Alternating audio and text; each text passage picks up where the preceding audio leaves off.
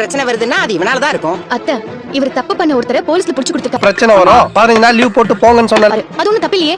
விஜயா எல்லாத்துக்கும் முத்துவ குறை சொல்லாத. இன்னும் 10 நாள்ல கண்டிப்பா பிரச்சனை வரும். இல்லீங்க, இவன் கூட சண்டை போட்டவன் தான் மனோஜ சீண்டி பாத்துக்கிட்டு இருக்கான். சார், இது கோர்ட் இல்ல போலீஸ் ஸ்டேஷன். இவனால எதுக்குங்க தேவையில்லாம இவனுக்கு பிரஷர் ஆகணும்? அதானே நினைச்சேன், யாரா அவன் தேவையில்லாம நமக்கு லெட்டர் கொடுத்து டிஸ்டர்ப் பண்றானேன்னு.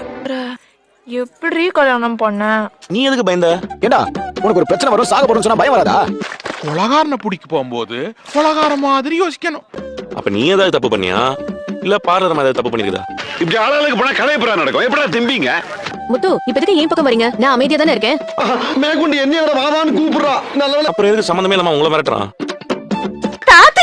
யாரோ மூஞ்சிக்கு முன்னாடி நின்னுட்டு போற மாதிரியா இருக்கு. என் தூக்கத்தை கெடுத்துக்கிட்டு இருக்கான்.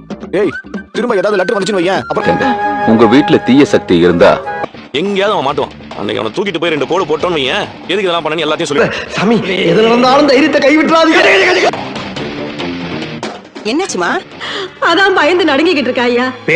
போலீஸ்ல ஒரு கம்ப்ளைண்ட் கொடுத்துறேன். கரெக்டா சொல்லிக்கிட்டே இருக்காங்க. நான் இதுல சம்பந்தப்பட்டவங்க மாட்டுவாங்க. அடி, போலீஸ்லாம் எதுக்கு? நான் இல்லங்க, மாதவி.